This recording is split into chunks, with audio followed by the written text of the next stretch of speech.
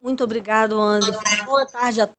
Boa tarde a todos. Agradeço o convite, Angélica. É um prazer estar aqui partilhando desse momento com todos.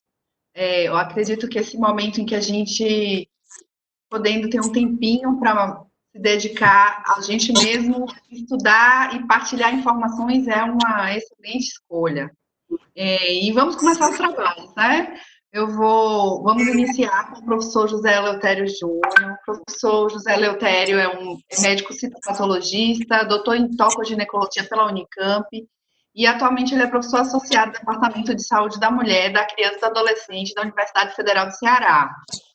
Além disso, o doutor José Eleutério é líder do grupo de pesquisa em PTGI, né, que é a Patologia do Trato Genital Inferior e Ginecologia, e membro do International Academy of Cytology, secretário da Associação Brasileira de Patologia do Trato Genital Inferior e Colposcopia, e, no momento, é presidente da Sociedade Brasileira de Doenças Sexualmente Transmissíveis. Então, dá para a gente ver que o nosso colega está muito bem habilitado para tratar desse assunto, né, professor? Fique à vontade, professor. Você tem 20 minutos para falar, depois o professor Newton vai falar mais 20 minutos e a gente vai abrir para perguntas e discussões. Muito obrigado, Angélica, muito obrigado a você, Gabriela, pelas palavras tão honrosas, né? Eu fico até sem jeito. Agora eu fiquei inibido até de dar minha aula. Então, mas vamos lá.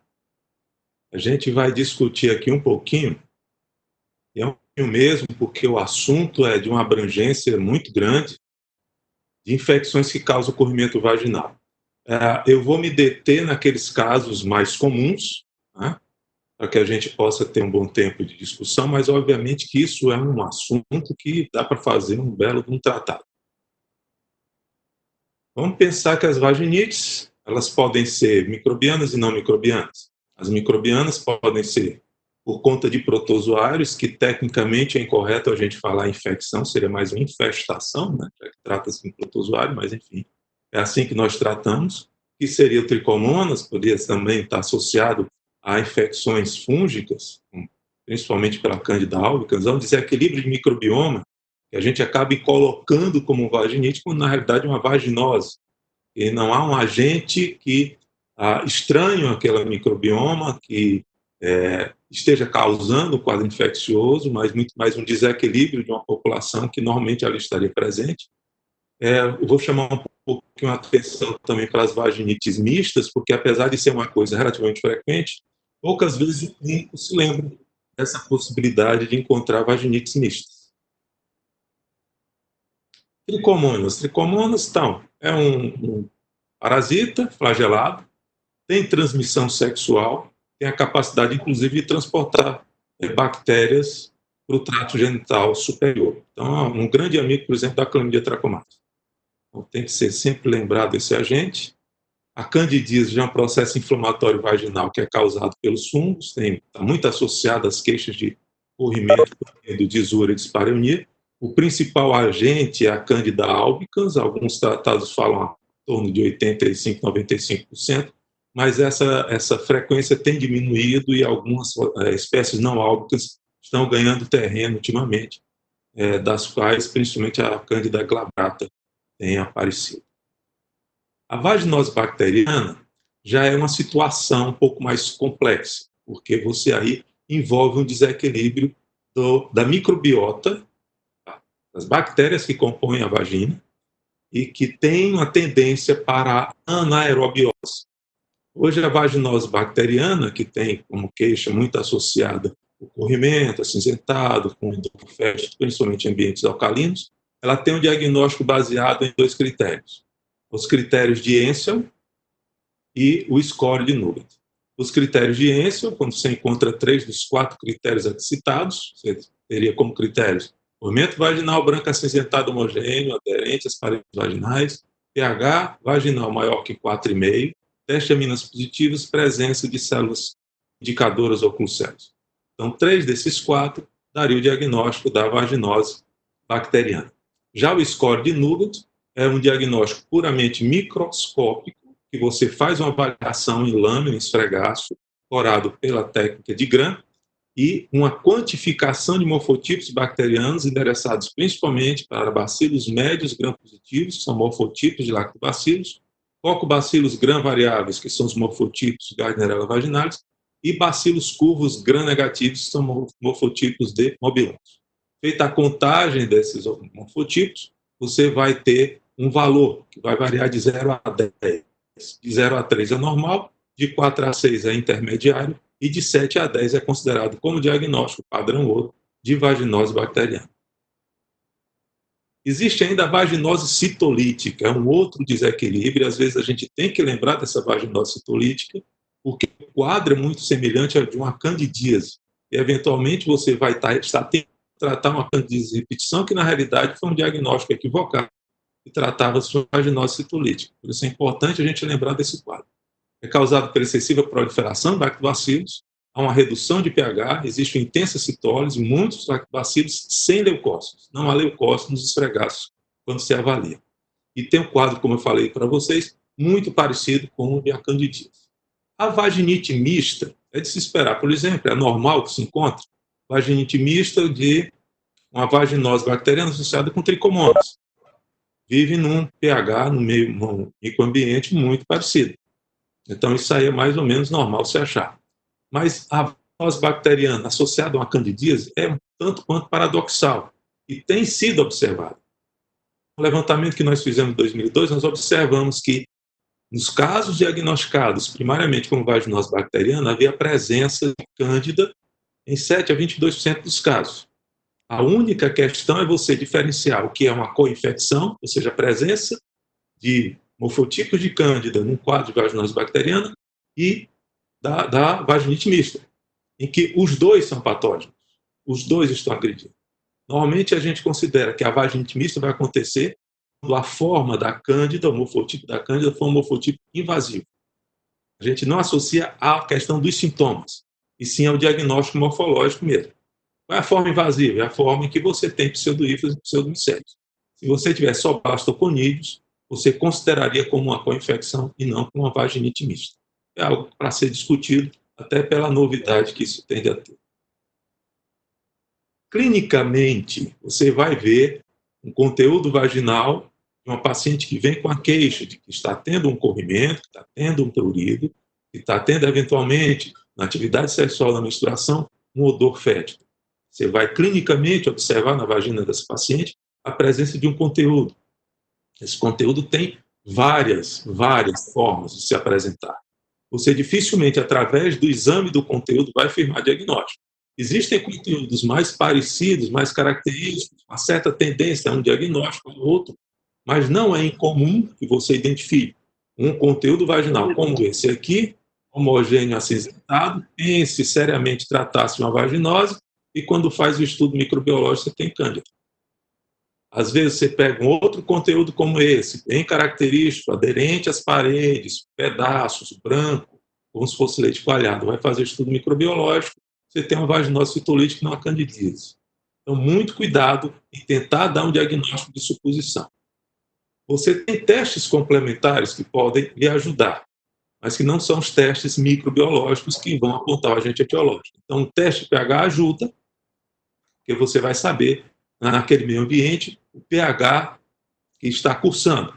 Lembrando, no entanto, que existe cândida que vive em pH maior que 4,5. Existe vaginose que acontece em pH menor que 4,5. Então, não é uma coisa tão preto no branco. Tá? Então, há que se ter sempre muita cautela com isso.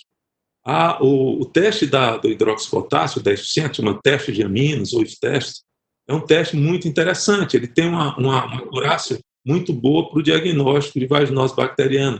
Mas existem situações que esse teste vai ser positivo também. Por exemplo, se tiver uma tricomoníase, ele também pode ser positivo. Então, você não vai ter um diagnóstico preciso com isso, mas vai lhe ajudar no diagnóstico, inclusive tanto o pH como o hidroxipotássio, está lá naqueles critérios de Hensel para o diagnóstico de vaginose bacteriana. A gente pode colocar numa tabelinha, né, essas suspeitas desses principais quadros que a gente falou aqui, e a gente vai poder supor um determinado diagnóstico conforme os achados. Mas observe que nessa tabela, candidíase e vaginose citolítica são basicamente iguais. Eu vou ter muito prurido, Eu vou ter aminas negativas e vou ter pH baixo. A vaginite mista não tem nada característico. Ela pode ter prurido, ela pode ter amina positiva. O corrimento é totalmente variável. O pH também pode ser variável. Lembrando que é uma vaginite mista. Qual o comportamento que vai haver naquele ambiente? Havendo dois patógenos associados, causando o mesmo dano, danos paralelos, na realidade, não tem como você ter características para isso. E embora você tenha na vaginose bacteriana critérios que ajudem nesse diagnóstico, firmar o diagnóstico, tanto da vaginose como de outras infecções, depende muito da microbiologia. Daí porque existe essa frase, os sintomas e achados, aliás, esse parágrafo, os sintomas e achados são muito importantes para se levantar uma suspeita para o diagnóstico, mas o diagnóstico etiológico só pode ser firmado através de estudos microbiológicos. A abordagem sindrômica para corrimento, prurido genital, para as infecções vaginais não é eficaz e muito menos efetiva. Erra muito. Então, muito cuidado com isso. Claro que, dependendo do seu ambiente, onde você trabalha, daquilo que você tem acesso, você vai ter que trabalhar com o que tem à mão. Só que, se for possível você ter pelo menos um microscópio do lado, vai lhe ajudar bastante a fazer diagnósticos mais precisos. E esses métodos diagnósticos que o laboratório pode ajudar, você tem os métodos morfológicos, métodos de cultivo cada vez menos usados, métodos enzimáticos são poucos usados no Brasil para diagnóstico de infecções vaginais, e a biologia molecular, que devido ao seu custo não está ao alcance da maioria, mas que eu acho interessante nós conhecermos esses métodos. Com relação aos métodos diagnósticos, o método diagnóstico mais simples que se tem à mão é o exame a fresco do conteúdo vaginal. Nesse método, você vai coletar o material, a amostra vaginal, vai pôr numa lâmina, colocar lá ou soro fisiológico ou hidróxido de potássio a 10%, para examinar, então, no microscópio com uma lamínula. Qual a diferença? Quando é que eu uso soro, quando é que eu uso hidróxido de potássio? O hidróxido de potássio você usa quando você tem suspeita de candidíase, porque ele consegue dar uma visualização melhor dos morfotipos da cândida, porque destrói muito das células. Mas não é bom, embora ele seja bom para o teste das aminas, ele não é bom para a visualização do exame a fresco da vaginose bacteriana. Para a vaginose bacteriana, no exame a fresco, usa só o soro fisiológico. Para tricomonas, só o soro fisiológico. Para a vaginose citolítica, na suspeita. Diagnóstico laboratório. Por que é importante o diagnóstico laboratório? Porque nem o odor, nem o prurido, nem a cor de corrimento vão fazer diagnóstico de quadros infecciosos vaginais. Você pode ter até uma suposição diagnóstica em cima disso, mas o diagnóstico precisa ser microbiológico. O método mais simples no laboratório para lhe ajudar no diagnóstico vai ser o exame direto. Nele você consegue identificar, por exemplo, células chamadas células indicadoras clucells, que são células preenchidas pelos os morfotipos de bacilos, de lactobacilos, e que sugerem Gardnerella vaginalis. Situações em que você observa também no exame a fresco blastoconídeos de levedura, sugerindo uma candidíase. Você observa até mesmo núcleos nus, grande número de lactobacilos, morfotipos de lactobacilos e restos celulares, indicando uma citólise que é associada ao quadro clínico, pode sugerir uma vaginose citolítica, e uma vaginite mista, quando eu encontro forma, nesse caso aqui, possivelmente uma co-infecção, porque eu tenho a sugestão de vaginose bacteriana pela célula indicadora e, ao mesmo tempo, apenas blastoconídeos de leveduras sem formas invasivas. Então, através do exame direto, você consegue grandes informações que ajudam no seu diagnóstico. E, por fim, a tricomonas vaginalis, que é um método esse método tem uma sensibilidade não tão alta, mas a especificidade é muito boa, pela característica que tem a tricomonas de mobilidade. Você consegue ver essas estruturas piriformes se mobilizando no campo em que você está examinando. Outro método morfológico que ajuda, método de baixo custo e que ajuda no diagnóstico desses quadros infecciosos genitais, é a bacterioscopia do conteúdo vaginal corado pelo método de Gram.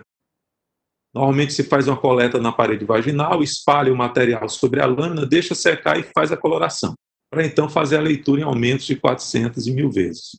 É possível observar a tricomonas, só que com uma sensibilidade sofrível, mas com muita clareza você consegue identificar casos de candidíase, de vaginose bacteriana, citolítica e eventualmente até sugerir quadros menos comuns, como a vagite inflamatória descamativa. Aqui você tem quadros exemplificando, por exemplo, o que sairia com score de Nugent 8, sugerindo uma vaginose bacteriana padrão ouro para o diagnóstico de vaginose bacteriana. Eventualmente, nesse mesmo quadro, você pode encontrar bacilos curvos gram-negativos, que vão ser sugestivos de mobiluncos e aumenta essa pontuação para 9 e 10. A citólise também pode ser bem observada pelo método de Gram, você tem vários bacilos médios gram-positivos, núcleos nus e restos citoplasmáticos no fundo, com poucos ou nenhum leucócito no fundo. Então, isso aqui é bem característico de uma citólise associada à vaginose citolítica. Assim como a cândida, que você identifica aqui pseudohifos, pseudomicélios, formas invasoras das leveduras, em quadros normalmente bem sintomáticos. Aqui você identifica estruturas que têm dificuldade, por isso é que o Gram não é tão bom para a identificação de tricomonas vaginais, e situações inespecíficas, em que você tem aqui uma flora, uma microbiota repleta de cocos, alguns deles em cadeia, sugerindo streptococcus, mas você não tem um quadro específico de inflamação, embora tenha células inflamatórias aqui presentes. Esses quadros inflamatórios inespecíficos, porque eles estão a capacidade diagnóstica do método não permite identificar se existe algum patógeno realmente associado a esse quadro. Métodos de cultivo, você só tem indicação hoje para cultura quando se faz suspeita de infecção vaginal, estamos falando aqui de vagina, não é de colo, você só tem indicação de cultura para cândida. E você usa normalmente, o método mais usado é o meio de Sabouraud. E você vai usar esse método nos casos de candidíase de repetição. Não é no primeiro quadro de cândida, não é a candidíase não complicada, é na candidíase complicada que você vai fazer essa cultura. E faz a cultura para identificar a espécie de cândida. Não me adianta uma cultura só para dizer cândida SP. Eu preciso de uma cultura para dizer cândida Guilhermonde, cândida glabrata, cândida albicans. Eu preciso da espécie da cândida para ajudar o clínico a direcionar o tratamento. Os testes enzimáticos são muito pouco usados no Brasil, mas são muito usados na América do Norte. Você tem basicamente esses testes aí, não é nenhum tipo de propaganda, até porque não é comercializado no Brasil, até onde eu sei, esses testes da OSA. Você tem o Trichomonas Rapid Test e tem o BLUE. São testes que, respectivamente, dão diagnóstico através da identificação de substâncias liberadas por essas situações de tricomonas e de vaginose bacteriana. E por fim,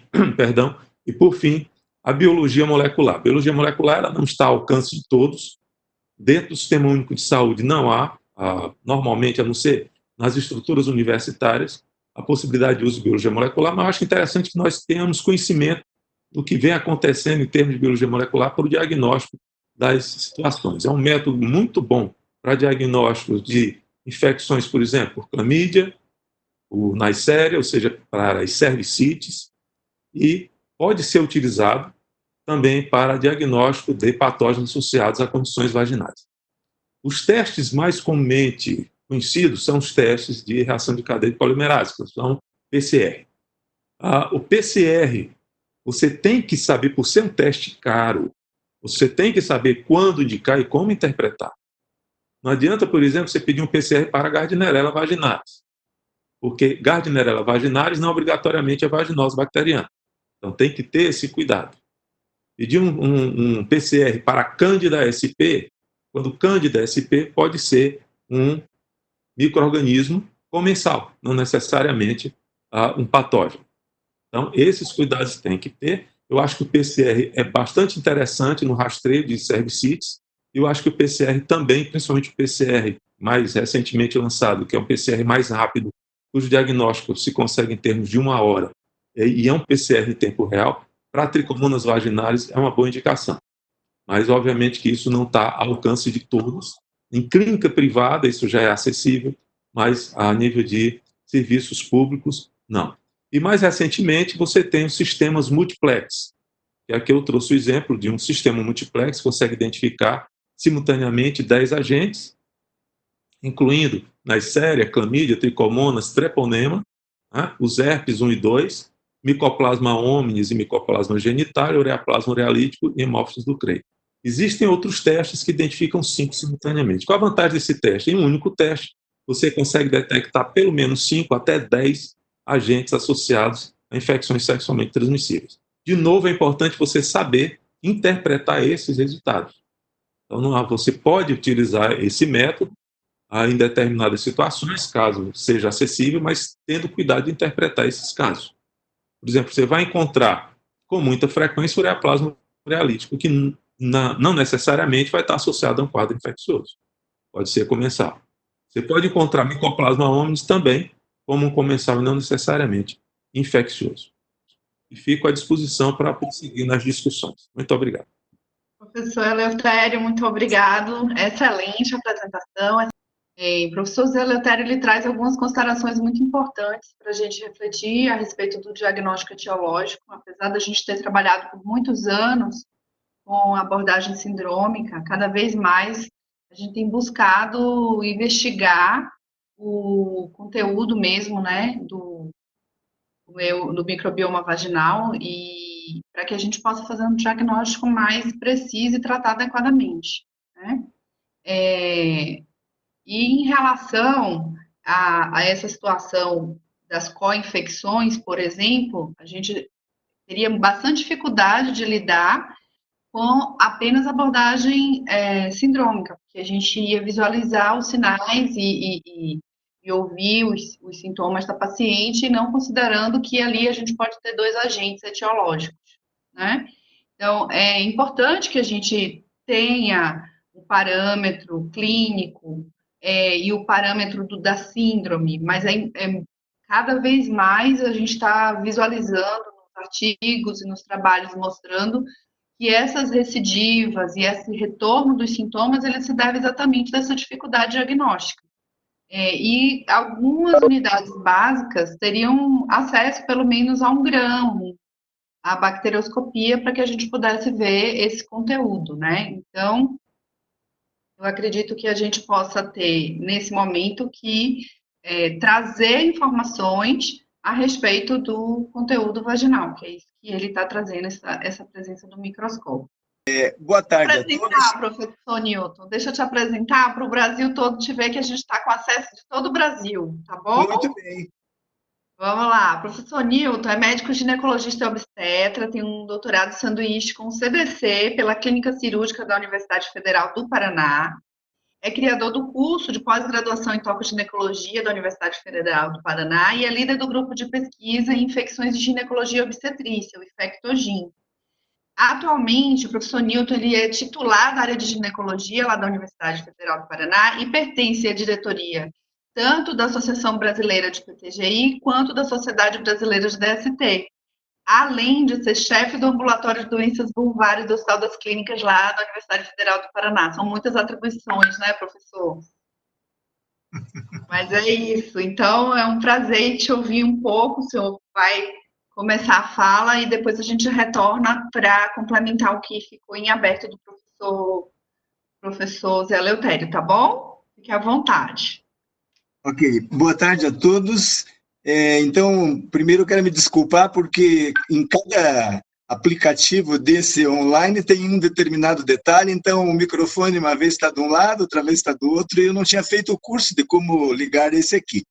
Mas eu quero agradecer de início a professora Angélica pela gentileza do convite, e eu faço também a Organização Pan-Americana de Saúde, ao Ministério da Saúde e a própria Sociedade Brasileira de DST pela organização, e cumprimento pela organização, e agradeço a lembrança do meu nome na participação. Agradeço também a professora Ana Gabriela, que nos coordena, e ao meu grande amigo, o professor José Eleutério, que eu espero que volte loguinho. Bem, então nós vamos comentar alguns aspectos a respeito da conduta nas situações que estão associadas com o corrimento genital, mormente aquelas associadas a agentes patogênicos. Bem, então, a ideia é essa apresentação eu não tenho nenhum conflito de interesses, e nessa apresentação a gente tem ideia de abordar alguns aspectos em relação às drogas e às doses recomendadas, as vias de administração, os veículos que proporcionam a ação dessas drogas e alguns protocolos, obviamente focando nas nossas diretrizes que nós trabalhamos em conjunto para que elas fossem efetivadas. Eu coloquei aqui como simplesmente um exemplo, e isso deve ser uma prática relativamente frequente, sobretudo agora nesses nossos momentos de reclusão social, que as pacientes nos mandam um WhatsApp, que é o veículo mais usual, mas eventualmente nos telefonam para dizer que apresentavam lá um corrimento. E que esse corrimento, a paciente às vezes fica preocupada se deve aguardar ou pode, como resolver esse corrimento, uma vez que muitos dos consultórios estavam cerrados nesses tempos aí de reclusão. E a paciente já usou algum tipo de medicação, como essa aqui que usou um chá, e fica até questionando se deveria tomar o fluconazol ou passar algum creme. E que também, no caso em especial, essa paciente tenha também um odor desagradável que está associado com esse corrimento. Então, essa é uma prática relativamente frequente no nosso dia a dia de isolamento social, receber uma mensagem como essa através do WhatsApp.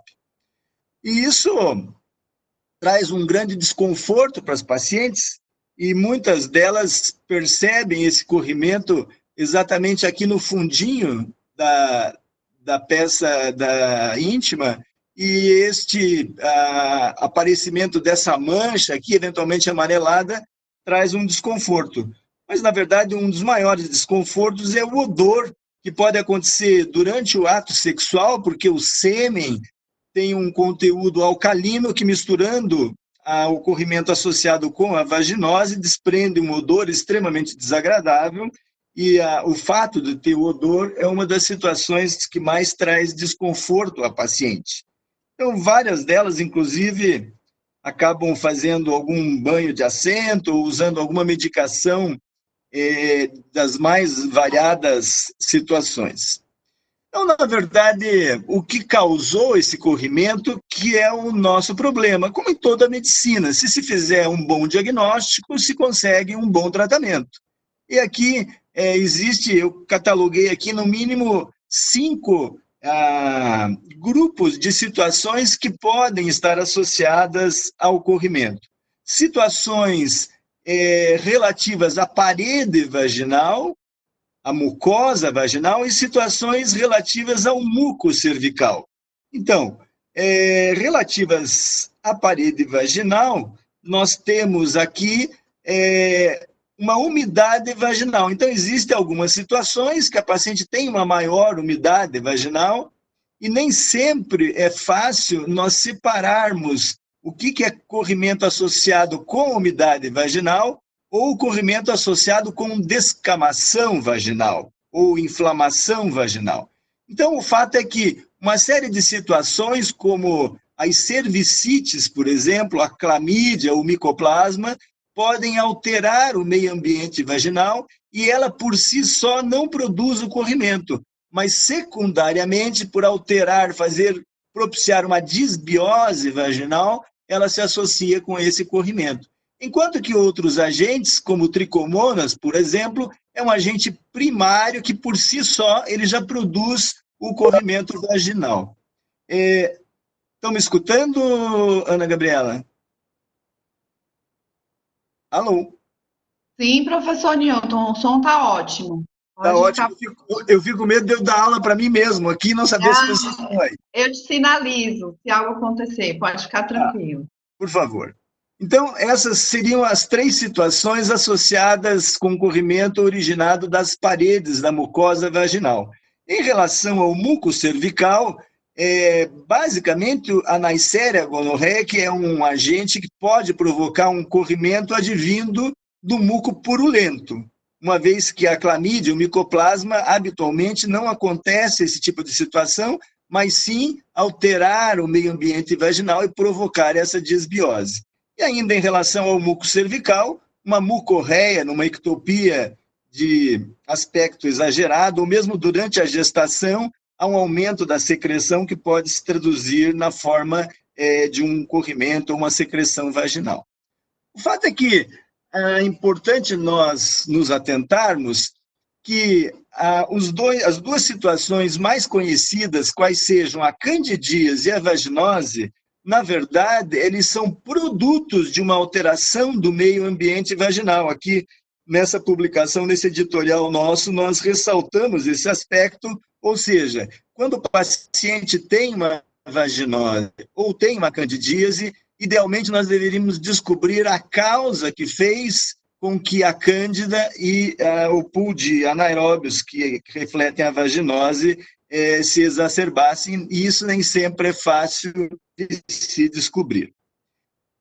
Embora a econômica passe por uma série de críticas e uma série de problemas, um dos pontos da abordagem sindrômica que eu ressalto e eu vejo como de importância é que em todo paciente jovem, toda paciente jovem que apresente um corrimento, nós temos que pensar que possa existir esse corrimento fruto de uma disbiose vaginal e ocasionada por uma cervicite. Então, nós temos na prática observado uma série de situações que a paciente chega com uma vaginose bacteriana e, na verdade, ela tem uma clamídia e não se tratou a clamídia, obviamente, retorna essa vaginose bacteriana.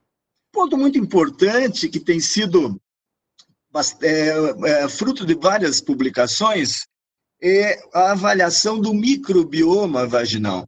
E nesta avaliação do microbioma vaginal, esse quadro aqui é bastante clássico, que ele mostra o sequenciamento genético dos RNA de uma série enorme de micro-organismos e lactobacilos, e com isso ele classifica o microbioma vaginal em 5 grupos de prevalência de determinados agentes, determinados lactobacilos. Lembrando que o grupo 4 é o grupo que tem maiores problemas em relação ao corrimento vaginal e é onde existem maiores alterações do ponto de vista de disbioses vaginais.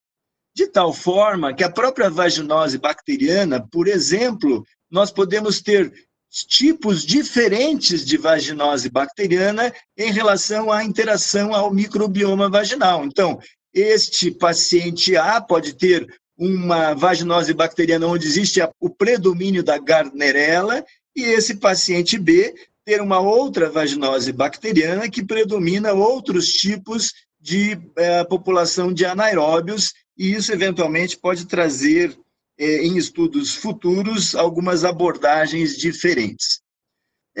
O próprio professor Jacques Sobel, que é um dos grandes estudiosos nesse assunto, ele refere que existem algumas pacientes que apresentam uma alteração no perfil genético que traz essa facilidade da paciente apresentar uma vulvovaginite, sobretudo pela cândida, e isso tem que ser considerado, embora até hoje a gente não consiga ter um marcador genético de uso prático para poder se desenvolver essa diferenciação genética das pacientes. E quando nós falamos em termos de recorrência, que não é aqui o nosso tópico, mas existem esses 3 pontos que devem ser abordados, mas eu quero ressaltar, sobretudo, um erro diagnóstico. O professor Eleutério muito bem comentou em relação à cândida e à vaginose citolítica.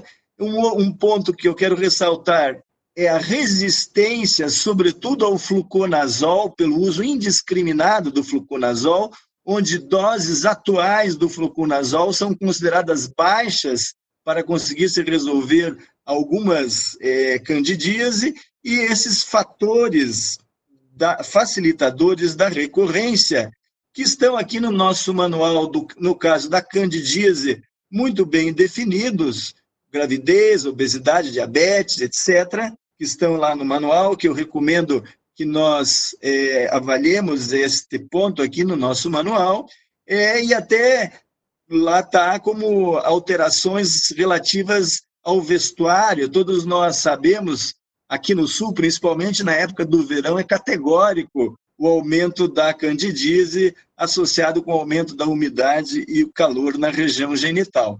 Esses 2 casos nossos, práticos, mostrando a infecção pelo HPV aqui no colo do útero, associada com uma vaginose bacteriana, muito provavelmente essa presença do HPV fazendo a disbiose e propiciando essa vaginose.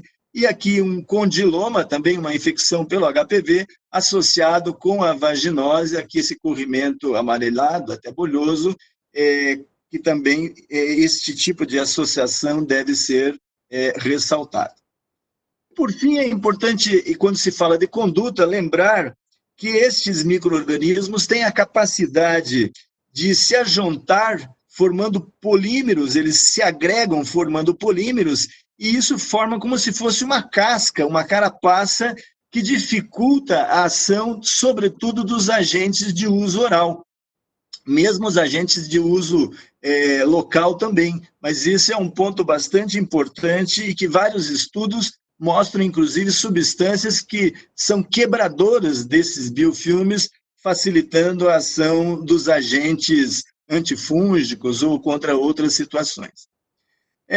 Do ponto de vista topográfico, é importante, então, nós sabermos que existem corrimentos associados com problemas aqui no colo do útero, e esses 3 agentes, clamídia, gonococo e micoplasma, são os mais importantes de serem ressaltados, e para eles o tratamento sempre é o tratamento via oral, e agentes que produzem alterações na mucosa vaginal. E esses 3 são os mais reconhecidos, a cândida, a vaginose e o tricomonas, e corrimento simplesmente na região vulvar, praticamente quando existente, está associado à candidíase. E para esses existem tratamento oral e ou vaginal. Lembrando que para o tricomonas, praticamente apenas a via oral deve ser utilizada. Do tratamento tópico, nós temos um número imenso de cremes e comprimidos vaginais, e praticamente todo laboratório farmacêutico tem um creme vaginal. E isso traz uma certa dificuldade em nós escolhermos o creme vaginal a ser utilizado, e alguns pontos eu quero ressaltar no que diz respeito a esta escolha. Então, nós recomendamos veementemente a leitura desse manual, que é um manual extremamente atual, agora de 2020, e que é motivo, inclusive, dessas nossas apresentações aqui nas quartas-feiras. Então, no nosso manual, em relação à candidíase vulvovaginal, nós observamos que a primeira opção é o miconazol, ou a nistatina. São 2 classes diferentes de agentes, e o miconazol é muito interessante porque é uma droga que também pode ser usada absolutamente com segurança na gestação, e também a nistatina. Embora a nistatina tenha mostrado um pouco mais de resistência a ela, às cândidas resistentes à nistatina. E o fluconazol, que antes estava na primeira opção, passou para a segunda opção, pelo problema da resistência ao fluconazol. E o fluconazol ele tem eficácia extremamente semelhante à do itraconazol, então essas 2 drogas podem ser utilizadas, e aqui nós tivemos um trabalho que nós coordenamos, já antigo, o primeiro trabalho da literatura comparativamente fluconazol e ao itraconazol, mostrando que ambos tiveram a mesma sensibilidade contra a candidíase. E esse trabalho é extremamente interessante porque o professor Sobel e outros colaboradores selecionaram cepas de cândidas acumuladas durante 20 anos. E nesses 20 anos, eles observaram que, in vitro, as cepas mais recentes necessitavam de um aumento da quantidade de fluconazol para serem eficazes, para serem suscetíveis ao uso do fluconazol. Então, esse é um ponto importante que, ao longo do tempo, as cândidas estão precisando de mais quantidade de fluconazol, ou elas estão resistentes, ou elas estão dose resistentes, e esse é um ponto importante. Nesse trabalho, inclusive, nós mostramos aqui, não tenho tempo para comentar com detalhes, mas em vários tipos de cândida, que nós fizemos um PCR de cada uma dessas cândidas e avaliamos a resistência em relação às drogas. Então, nós vemos aqui sensibilidade ao fluconazol, mas apenas em doses maiores e apenas em doses maiores, e uma grande resistência à anistatina e algumas sensíveis a altas doses, e até por isso que a anistatina a gente tem que usar durante 14 dias, quando é de uso tópico, enquanto que a maioria dos agentes tópicos são utilizados durante uma semana. Então, esse é um outro trabalho que mostra que 25 mulheres que estavam refratárias à dose do fluconazol habitual necessitaram aumento da dose do fluconazol para que fosse efetivo o tratamento, vindo ao encontro destes estudos mostrados anteriormente. Em relação à vaginose bacteriana, nós temos aqui a opção do metronidazol via oral durante uma semana ou do metronidazol tópico durante 5 dias. E como uma segunda opção, a clindamicina, que aqui no Brasil nós só temos a via oral, a clindamicina tópica, infelizmente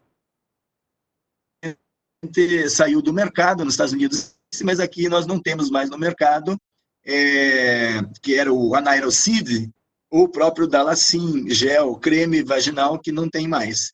Então, essa opção teria que ou pela via oral ou a via vaginal, ressaltando que a vaginose bacteriana, de preferência, deve ser utilizado um tratamento estendido. Os tratamentos em doses únicas ou em dias únicos têm uma sensibilidade muito restrita, muito baixa para se utilizar na vaginose bacteriana. E no tricomonas, no nosso manual, nós temos as duas opções para se utilizar em dose única, mas os trabalhos também têm mostrado, e essa é a opinião, inclusive, do próprio professor Sobel, que os tratamentos estendidos para a tricomoníase, que é contemplado no nosso manual, obtém melhores resultados. Então, o tratamento por 7 dias, em vez de o tratamento em dose única para a tricomoníase, está aqui contemplado no nosso manual. Estou quase chegando ao final, mas esse esquema, infelizmente eu não posso detalhá-lo, mas eu vou dar algumas considerações. Seria como se fosse uma receita de bolo para nós conduzirmos as pacientes que nos chegam com corrimento. Uma paciente que chega com corrimento, o primeiro ponto é separar esta secreção vaginal normal, umidade fisiológica, da secreção vaginal patológica, corrimento.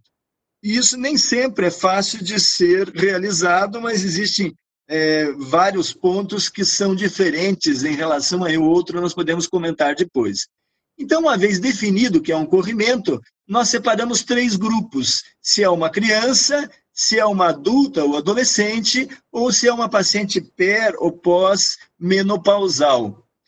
As crianças, nós lembramos que existe principalmente dificuldade na higiene local, a mãe tem uma certa restrição em remover a secreção que fica, às vezes, no sulco interlabial, e também o corpo estranho, e aqui alguns agentes microbiológicos também têm que ser lembrados.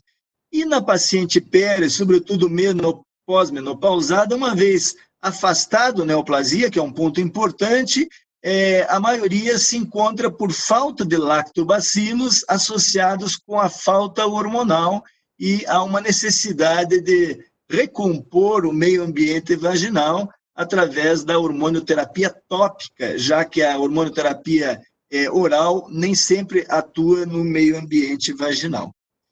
Em relação, então, às adolescentes e adultas, nós temos que, de início, afastar cervicite, que idealmente deveria ser feito através de provas de biologia molecular, mas que, se nós não dispusermos dessas provas, os dados epidemiológicos são eventualmente suficientes para fazer essa definição e conseguirmos, com isso, afastar a cervicite.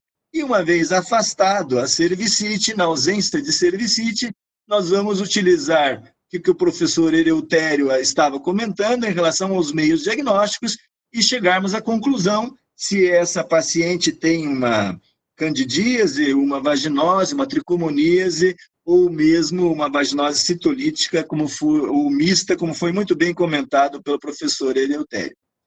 As drogas tópicas que nós dispomos, sobretudo no sistema SUS, elas associam tinidazol e miconazol.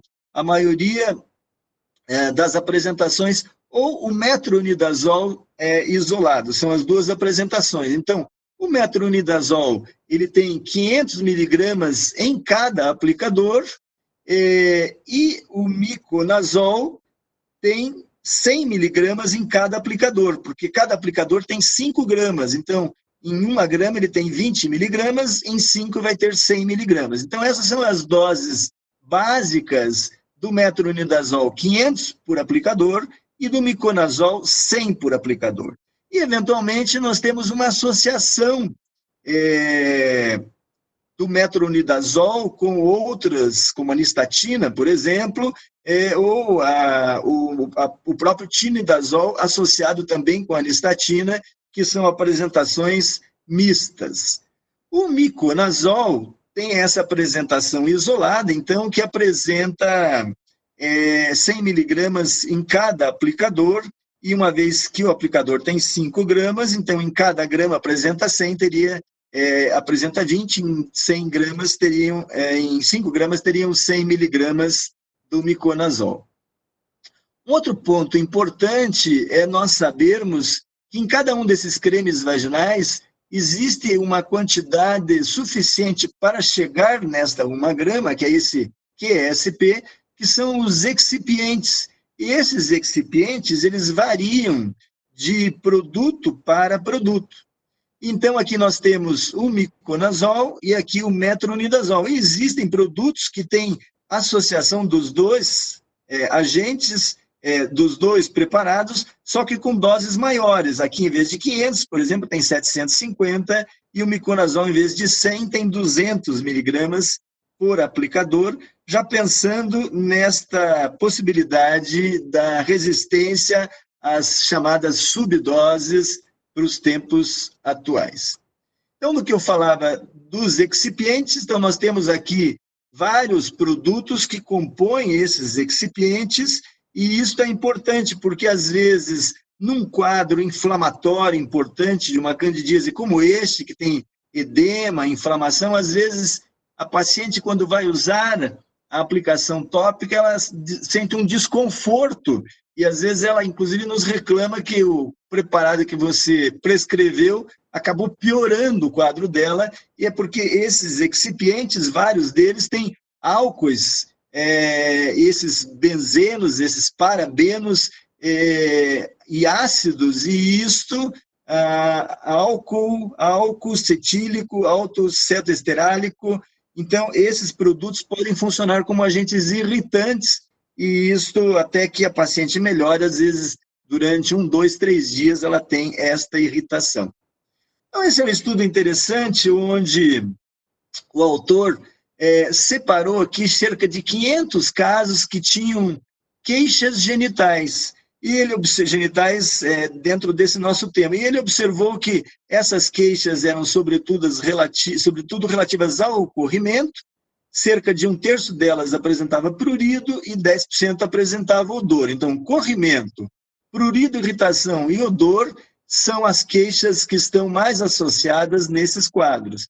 E esse autor mostrou que as infecções mistas, mais ou menos um dado que o professor Eleutério já demonstrou, acontecem em 16% dos casos, mas que as pacientes não apresentavam nenhum tipo de agente que ele considerou como sendo um corrimento normal, ou, enfim, uma secreção ou uma umidade em 1/4 dessas pacientes.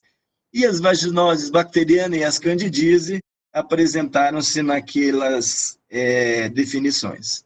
Então, essas mensagens eu vejo como importante, que antes de tratar, nós temos que ter certeza que o corrimento não é apenas uma secreção fisiológica, é um ponto fundamental.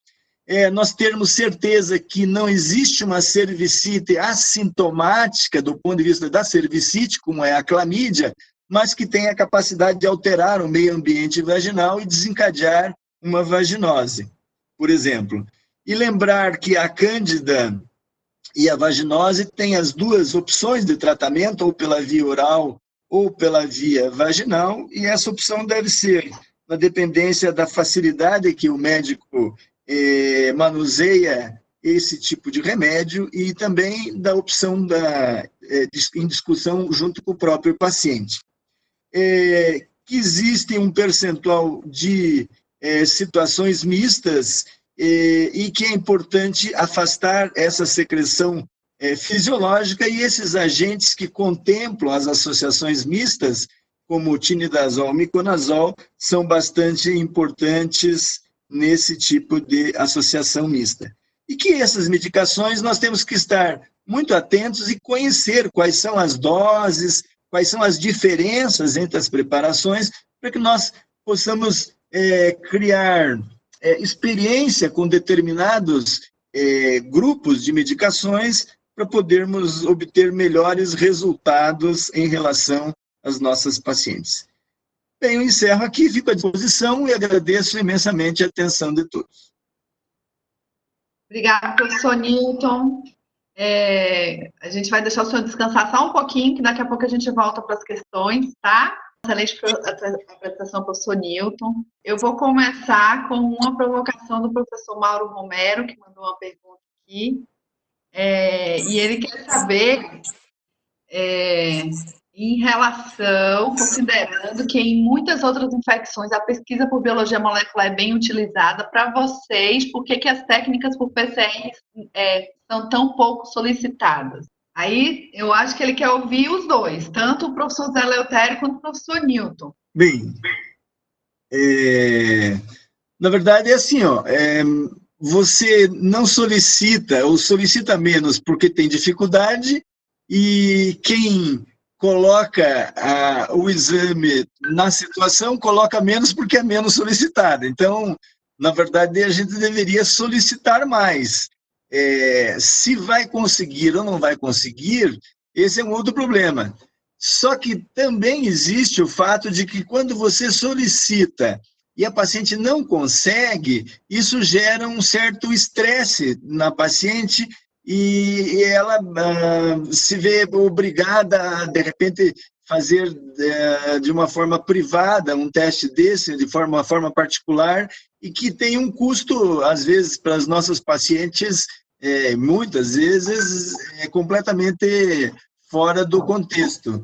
Então, na verdade, nós tínhamos mesmo que nos unirmos para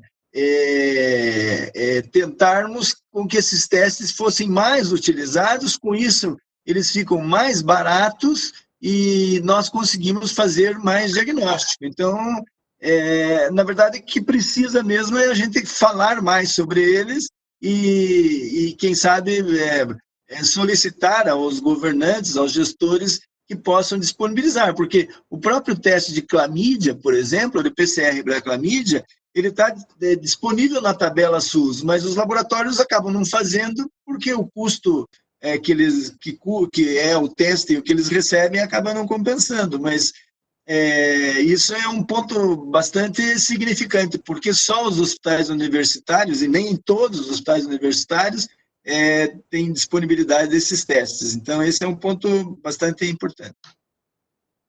Obrigada, professor. O professor Eleutério quer comentar alguma coisa? Eu acho que a sua contribuição, trazendo a informação, já é um pontapé, né? Então, eu acho que a grande questão é porque os testes de PCR, que é o que nós mais estamos utilizando ultimamente, principalmente em tempo real, são testes caros e ficam caros porque há um certo investimento. No entanto, por ser um teste que usa normalmente placas, eu tenho que encher a placa para poder fazer o teste e com isso diminuir o custo. Para que eu consiga isso, eu tenho que ter muitos pedidos, então tenho que ter muitos exames. Então fica essa questão que, se eu não tiver muitos exames a fazer, o custo aumenta. Se eu tiver muitos exames a fazer, o custo cai.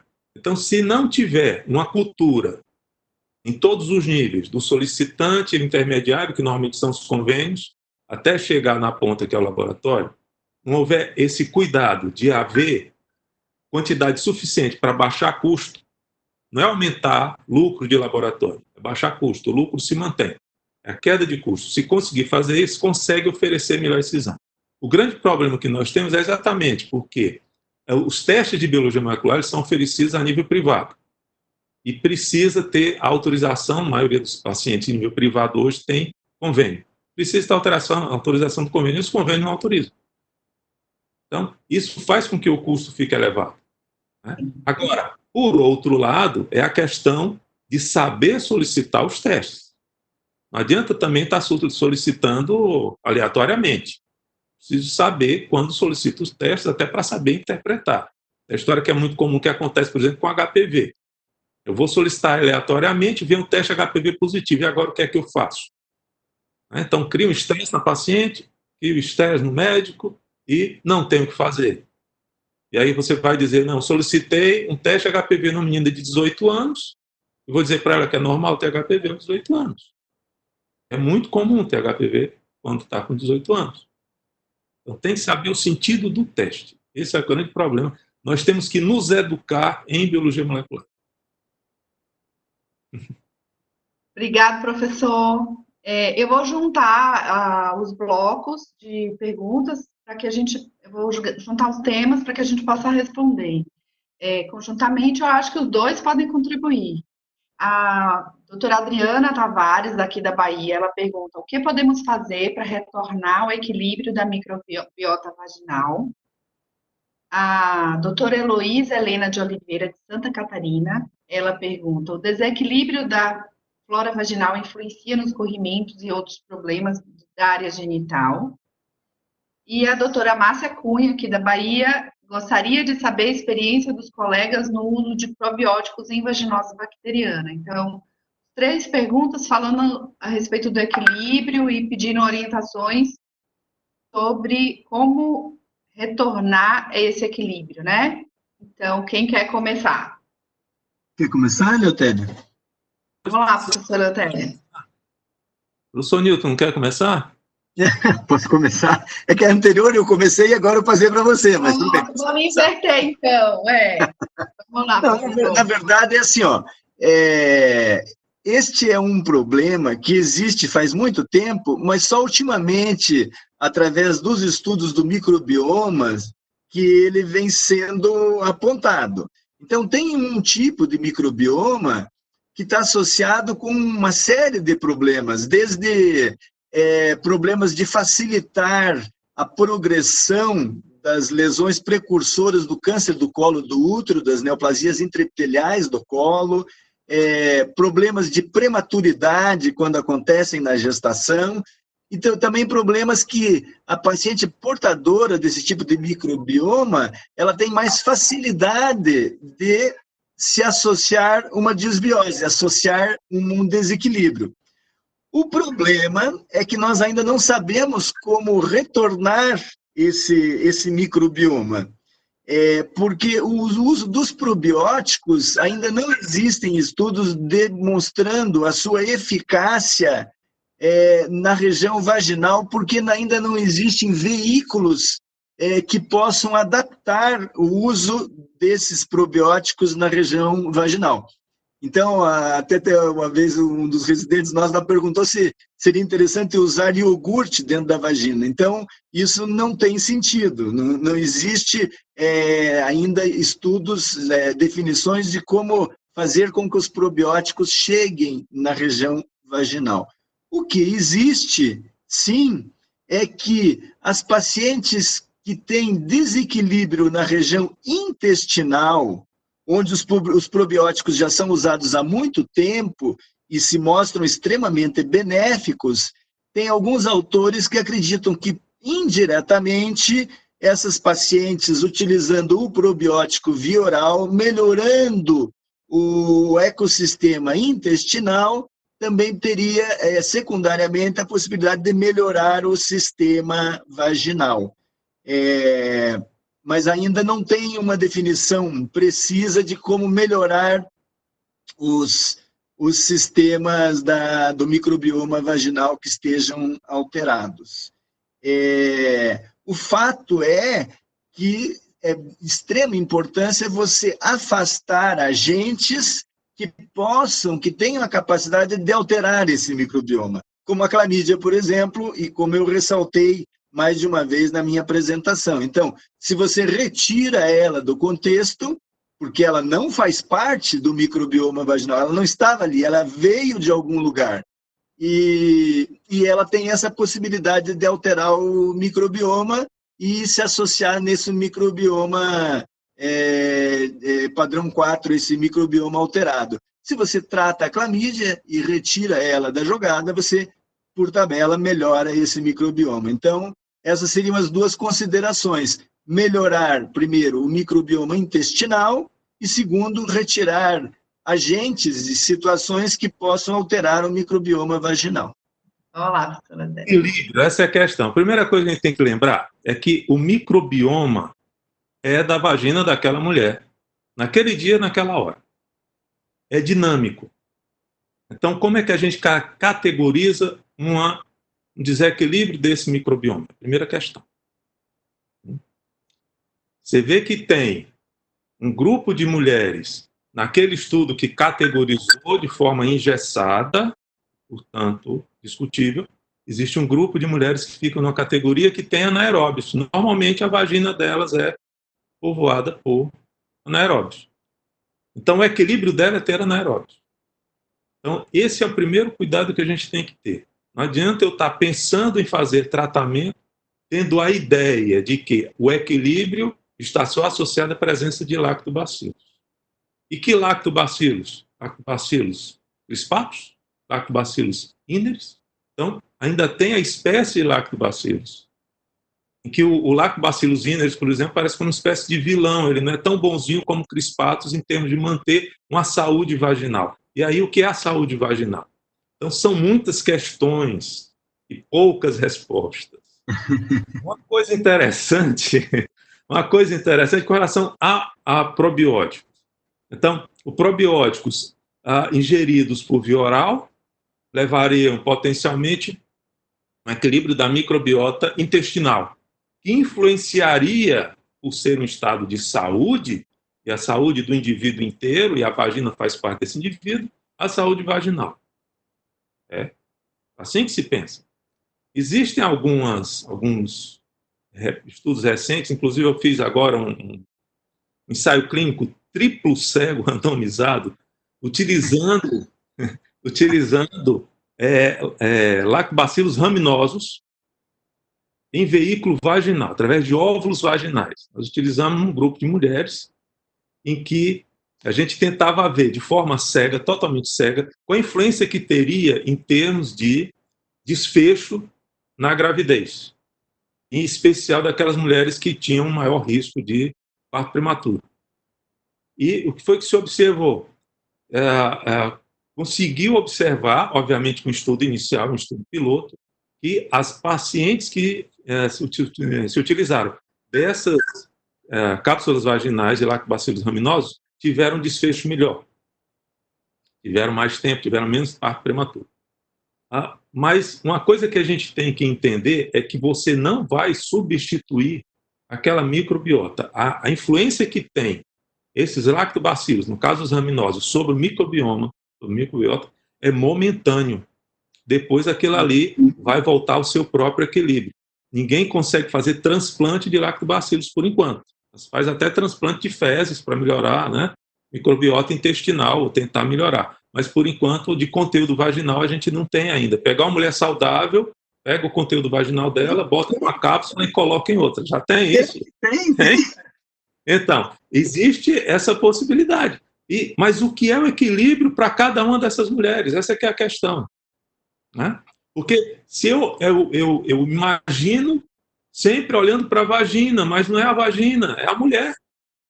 Então tem que começar na cabeça, na saúde, na dieta, no comportamento de vida, no estilo de vida, na atividade física. É muita coisa. Nesse tempo em que a gente está aqui preso em casa, todo mundo preso em casa, cada um seu, tem gente que está muito estressada.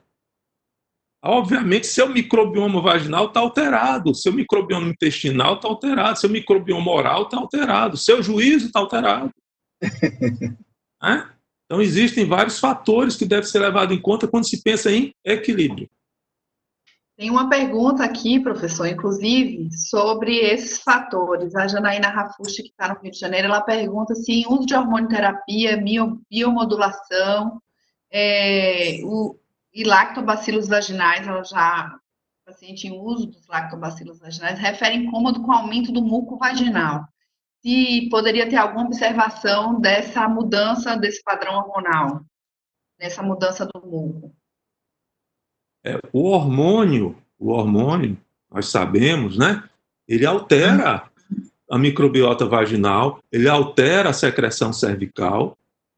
Então, se você tem, normalmente no ciclo menstrual normal, você tem um aumento de muco no meio do ciclo por ação estrogênica. Você tem alteração da própria microbiota vaginal conforme você vai tendo sua ação estrogênica ou estrogestínica. Você vai ter alteração de pH da vagina. Então, obviamente que o hormônio sempre altera. Lembrando que alguns patógenos têm receptores para estrógeno. Então, às vezes, você pode ter alguns quadros de vaginite, por exemplo, de candidíase vulvovaginal recorrente por causa de uso hormonal. Né? Uma característica bem interessante, inclusive porque também existe uma alteração de imunomodulação, é dos sistemas intrauterinos com o levonorgestrel. Eles alteram a imunomodulação, existem já demonstrado por alguns trabalhos que há uma tendência a ter candidíase de repetição, a ter mais vaginose citolítica, por uma mudança de resposta imunológica.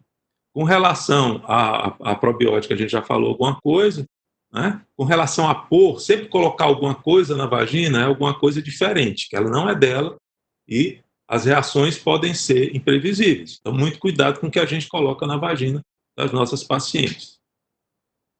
Aí, assim, tem umas questões que chamam a atenção em relação à questão da recorrência. A Alicia Amorim, ela daqui da Bahia também, ela pergunta como tratar a vaginose bacteriana recorrente, e a Rayane Silva Santos, aqui da Bahia também, a Bahia está participando bastante hoje.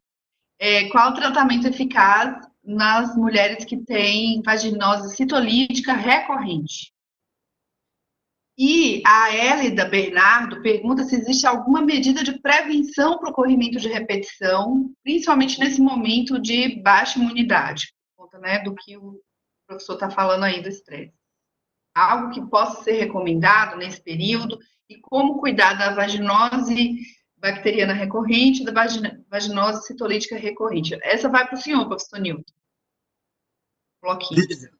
Veja, eu volto a reafirmar o conceito que tem que estar bem arraigado no nosso cérebro.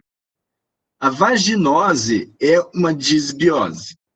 A Gardnerella e outros anaeróbios, tanto é que o professor Eleutério muito bem comentou que não existe indicação para você solicitar uma cultura geral do meio ambiente vaginal. Então, esses micro-organismos que compõem a vaginose fazem parte do meio ambiente vaginal. Algo desequilibrou esse meio ambiente e fez com que eles prevalecessem e trouxessem problema. Então, nós temos que encontrar esse algo. Então, esse é o ponto principal. Quer dizer, cada vez que a gente está prescrevendo um creme vaginal ou um comprimido de fluconazol, nós temos que ter consciência que algo fez com que a paciente tivesse esse desequilíbrio. É igual você tratar a dor de cabeça com acetaminofém. Essa paciente não pode ter um tumor cerebral? E tumor cerebral não se trata com acetaminofém. É um racional bastante possível aqui. Então, cada vez que nós estivermos frente a uma recorrência, nós temos que fazer as 3 perguntas que eu havia colocado. Primeiro, o diagnóstico está certo? Porque um bom diagnóstico, um bom tratamento. Se o diagnóstico, em vez de ser candidíase, é vaginose citolítica, você não vai estar tratando adequadamente. Segundo, existe resistência a essa droga ou a dose que você está prescrevendo essa droga? Terceiro, existe alguma situação que existe, a gente que pode conseguir não descobrir, mas qual foi a situação que fez esse desequilíbrio? Então, esses 3 pontos são fundamentais de serem analisados quando nós vamos conduzir algo recorrente. Então, o que pode ser feito, se você já afastou a primeira situação, você tem certeza do teu diagnóstico, é você aumentar a dose ou trocar a droga. Então, tem algumas situações, alguns trabalhos que mostram que, em vez de você fazer metronidazol para vaginose bacteriana recorrente, que tem 4 ou mais, tem até alguns autores que estão diminuindo para 3 ou mais episódios no último ano, mas até então é 4 ou mais episódios. É você trocar o metronidazol pelo tinidazol. Se possível, inclusive, seria trocar a classe da droga. Por exemplo, trocar um triazólico na cândida por um poliênico, pela nistatina, por exemplo. Então, tem pacientes que têm candidíase recorrente que não estão respondendo ao fluconazol, mas que respondem à nistatina, e vice-versa. Então, na verdade, não tem um carimbo para se dizer o que tem que ser feito. Na verdade, tem que se analisar cada caso em separado, mas, em tese, seria mais ou menos essa a ideia. Ok. Eu me lembrei de uma situação, desculpe, Ana Gabriela, que eu acho que é importante.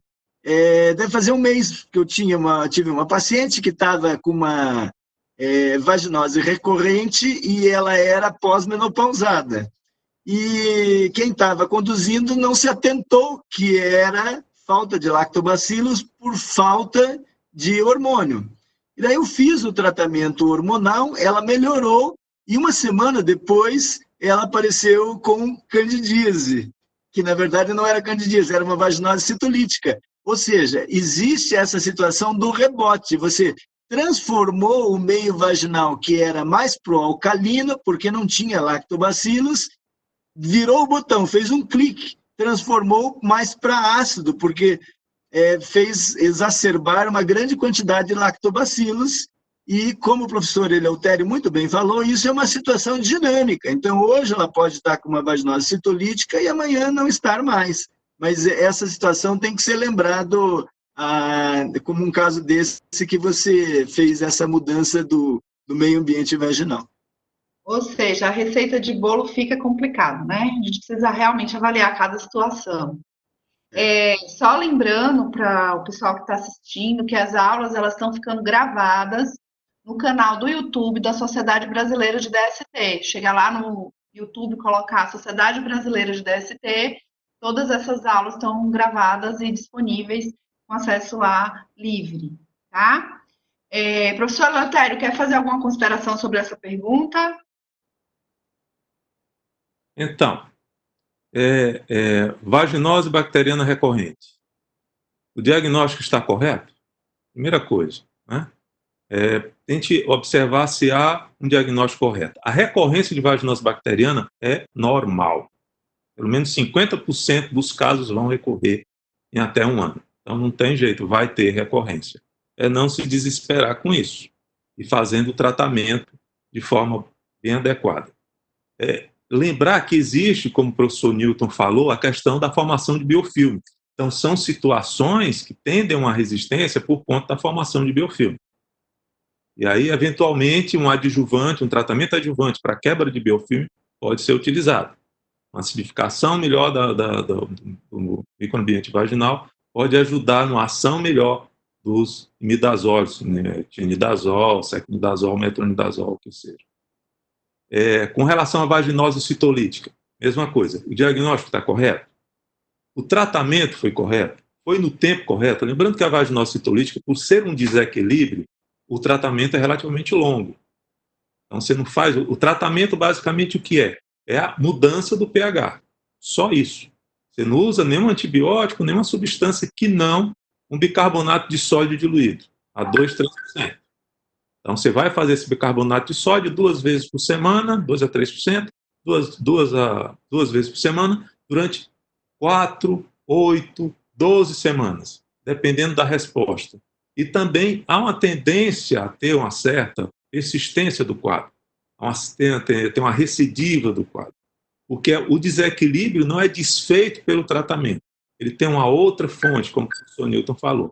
Isso tem que ser investigado. Então, tudo isso tem que ser feito com muita calma. Não dá para ter pressa nos quadros de recidiva de persistência. Nosso tempo está acabando, eu vou fazer mais 2 perguntinhas aqui. Uma pergunta ainda na linha da recorrência, uma pergunta que veio de Buenos Aires, a Maria Eugênia Escobar, ela quer saber qual a recomendação para candidíase vaginal recorrente, resistente à nistatina e aos azóleos, professor. E aí, o que fazer? E a outra pergunta, na verdade são 2 perguntas, que é o que a gente está vivendo no momento.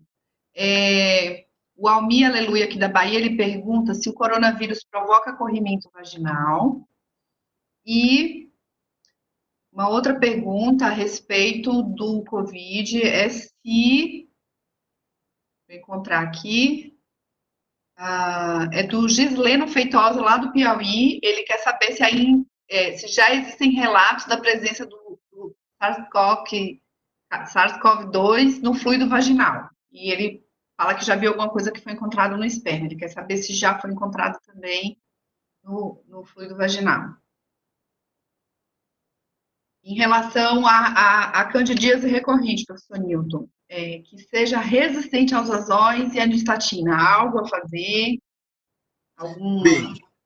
Bem, nesse estudo, que foi todo de biologia molecular, que nós estudamos a parte genética das cândidas, nós incluímos pacientes com candidíase, está publicado no BMC, no Microbiology Journal, Medical Microbiology Journal. Então, existiam pacientes com candidíase moradora, colonizada, com candidíase episódio isolado e com candidíase recorrente.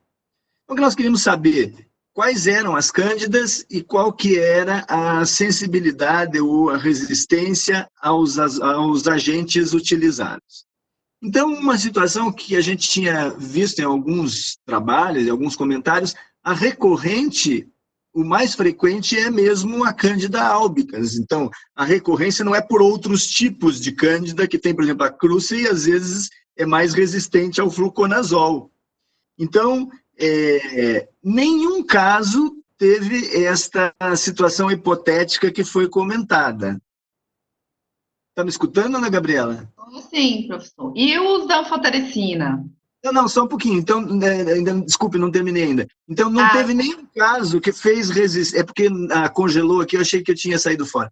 Então, não teve nenhum caso que teve resistência à nistatina e, ao mesmo tempo, ao fluconazol. Nesse nosso estudo, 0. Não teve resistência de um caso à nistatina e outro caso ao fluconazol. Então, o esquema do professor Sobel, que é o esquema clássico, que está publicado, na recorrência é você tratar durante 6 meses.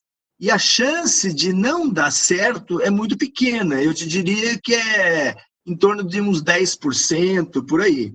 Então, nesses 10%, porque eu tenho um esquema de ataque, que são 3 comprimidos de fluconazol com intervalo de 2 dias entre eles, e o esquema de manutenção, que é um comprimido de 150, uma vez por semana, por 6 meses. Então, na minha opinião, o que você pode fazer é você mudar esse esquema, ou mudar o ataque, que eu não recomendaria, eu recomendaria mudar a manutenção, mudar do fluconazol para nistatina, por exemplo, fazendo 1 semana por mês, por exemplo, durante 6 meses. Essa seria uma opção interessante. Agora, nesse caso hipotético, que eu acho que é quase a paciente caiu um raio na cabeça dela estar resistência à nistatina e ao fluconazol, eu sugeriria que você alterasse a via. Em vez de utilizar a via oral, que é o que está preconizado no esquema do Sobel, você passasse para a via vaginal. E daí, no caso, não usaria a nistatina, usaria o miconazol, por exemplo, que eventualmente você também tem que lembrar que pode existir biofilme. Então, eventualmente, você teria que usar um quebrador de biofilme, como um ácido bórico, por exemplo, e depois fazer o tratamento antifúngico específico. Então, no mesmo esquema, você poderia quebrar o biofilme e usar o antifúngico e fazer isso uma vez por mês. Quer dizer, teria que usar, na verdade, a tua experiência em tratar esses casos. Nesse caso hipotético de resistente às duas, acho que eu mandaria lá para o professor Sobel, lá para o Wayne State. Eu já vi relato de experiência com o uso do anfotericina B tópico e com boa resposta no caso dessa resistência. A colega de lá do Buenos Aires, ela coloca aqui que a recomendação foi essa mesmo, que recomendaram para ela a anfotericina, ela queria saber a experiência da gente aqui, tá? Eu acho que é bom. É uma outra opção, mas não acho que é melhor, e porque ela também tem, a anfotericina tem descrito efeitos colaterais, né? Mesmo no uso tópico, importantes efeitos colaterais. Verdade. Eu queria ouvir o professor Eleutério sobre o Covid, para a gente fazer a dobradinha, então. Então, existe um trabalho feito por um grupo da China, que foi publicado naquele Clinical Infection Disease, se não me engano, 2 de abril, Liu Qin, se não me engano, esse é o nome do autor, não estou lembrando, mas ele não encontrou o SARS-CoV-2 em fluido vaginal. Ele fez um estudo em 10 mulheres que tinham Covid. Elas tinham pneumonia, estavam internadas no hospital, e ele coletou fluido vaginal dessas mulheres. Ele não encontrou nessas mulheres, apesar de ter já sido de trabalho que identificou em sêmen, mas no fluido vaginal não foi encontrado. Claro que é um trabalho pequeno em 10 mulheres. Tá? Talvez, se fizer outros trabalhos, talvez até encontre. É um vírus que tem viremia, que eventualmente pode aparecer. Mas, no momento que, pelo menos até onde eu sei, não foi detectada a presença de SARS-CoV-2 em fluido vaginal. Até hoje, pelo menos, né, professor? E também não está associada a corrimento vaginal, né? Não está associada. Talvez fique associada ao corrimento vaginal na medida em que altera o status imune do indivíduo. Então, de uma forma indireta, né?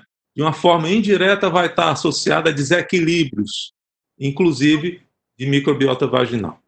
Eu vou compartilhar aqui a página, professor Eleutério, do canal do YouTube. O professor Eleutério é o presidente da Sociedade Brasileira.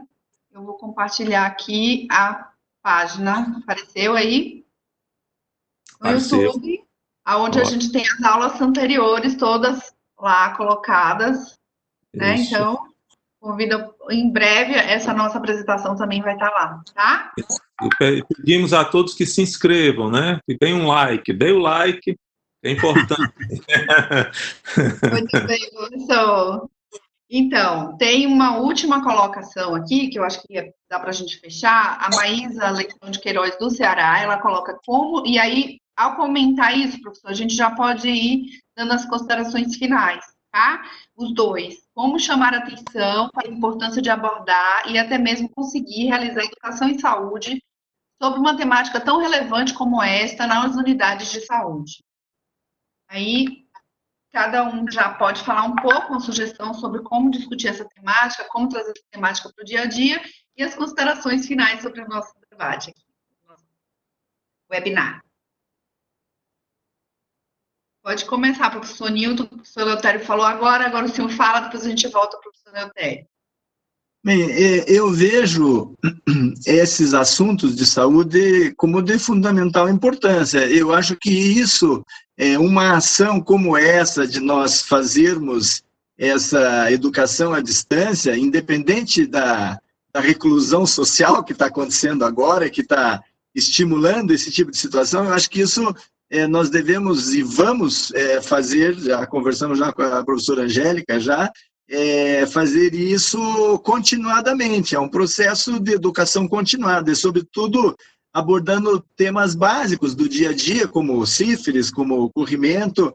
Então, acho que essa ação que eu vejo como sendo profícua em melhorar e também discutir e conseguir contribuições também, e inclusive ideias de novas pesquisas, porque nós que estamos nas universidades temos que também produzir conhecimento e temos a plena capacidade de produzir conhecimento, e com isso também as universidades se reequipam mais e propagam mais a biologia molecular e nos postos de saúde mais pessoas fazem e pedem exame de biologia molecular e nós conseguimos melhores diagnósticos e isso é um círculo virtuoso que vai se prolongando. Eu acho que essa maneira de fazer essa discussão online é uma situação bastante interessante.